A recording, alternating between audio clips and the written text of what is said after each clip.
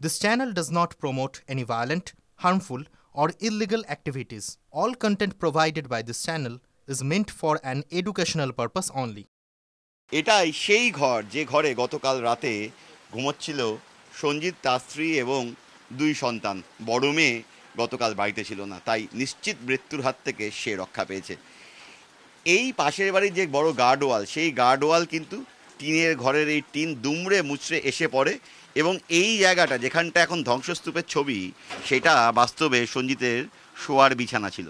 এই যে তার তোষক, মাদুর ইত্যাদি পাতা, ঠিক এই জায়গাটায় কিন্তু দুই সন্তানকে নিয়ে রিঙ্কি ঘুমাচ্ছিল।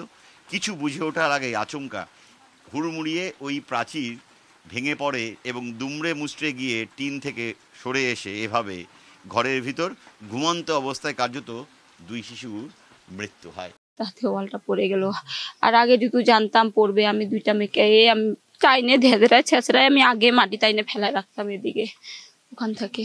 নাহলে যদি ভাবতাম, জানতাম যে বলে আমি আইনেও এখানে রাখতে পারবো না, তাহলে আমি ওদের দুইজনকে ধরে আমি ওখানে শুয়ে পড়তাম, আমার উপর দিয়েও যাইতো। আমি সন্তানগুলোর সাথে হ্যাঁ, আমি তাহলে সন্তানগুলোর সাথে এখন থাকতে পারতাম। থাকি সাধারণ মানুষের মতো, আমি ভোট আসে ভোট দিই, বাস খাই, কাজ করি, ঝামেলা শেষ। আমারও তো বিজেপি টিএমসি কোথায় জোটে, সেও তো টাকা দিয়েই নিতে হয়। একটা বাথরুম নিতে গেলেও নাই করে হলো 1000 টাকা 1200 টাকা দিয়ে ঘুষ দিয়ে তারপর নিতে হয়। সে যেখানকারই যান, এটা কুয়ো নিতে যাবেন তাও একটা ঘুষ দিয়ে নিতে হবে। আজকাল এই সব সরকারি প্রকল্প কোথায় পাচ্ছি, কিচ্ছু পাচ্ছি না। তো এই ঘর সেই কোন বছরে একটা আবেদন করে রেখেছে, সেই ঘর আজ পর্যন্ত এখনো আসেনি। যদি পাকা ঘর একটা থাকতো আমার, তো এত বড় একটা কি এর দুজনকে হারাতে লাগতো না আমার। দুই শিশুর মৃত্যুকে কেন্দ্র করে রাজনৈতিক টানাপোড়েন শুরু হয়ে গিয়েছে। তৃণমূল বিধায়ক খগেশ্বর রায় তিনি এলাকায় এসেছিলেন। তার দাবি কেন্দ্র টাকা দিচ্ছে না, যে কারণে বহু গরিব মানুষ আবাস যোজনার ঘর থেকে বঞ্চিত হচ্ছেন এবং ঘর যদি থাকতো তাহলে হয়তো বা দুর্ঘটনার থেকে রক্ষা পেত এই পরিবার। অন্যদিকে বিজেপির বিধায়ক শঙ্কর ঘোষ তিনিও এলাকায় এসেছিলেন। তার দাবি কেন্দ্র রাজ্যের নানা দুর্নীতির কারণে টাকা দেওয়া বন্ধ করে দিয়েছে, কিন্তু বাংলার আবাস যোজনা তো এই রাজ্য সরকার চালু রেখেছিল, সেই প্রকল্পেও তো টাকা পায়নি এই পরিবার। বাংলা আবাস যোজনার টাকা আমাদের ন্যায্য পাওনা, ন্যায্য অধিকার, সেই ন্যায্য অধিকারকে আজকে বঞ্চিত করে রেখেছে আমাদের ভারতবর্ষের প্রধানমন্ত্রী নরেন্দ্র মোদী। আজকের মধ্যেই যেহেতু তার ঘর নেই, কোথায় থাকবে, কোথায় থাকবে? আমরা তিনজনে মিলে লোকালি, তারপরে বিডিও অফিস থেকে বা জেলা থেকে কি দিবে না দিবে সেটা আলাদা ব্যাপার।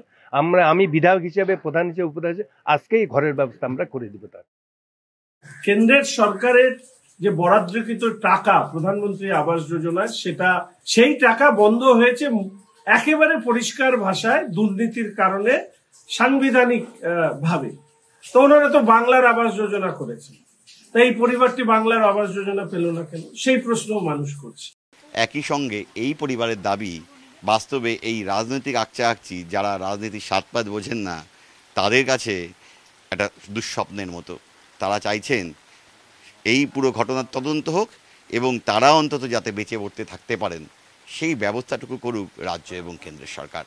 ক্যামেরা দীপায়নের সঙ্গে প্রসেনজিৎ, TV9 বাংলা, রাজগঞ্জ।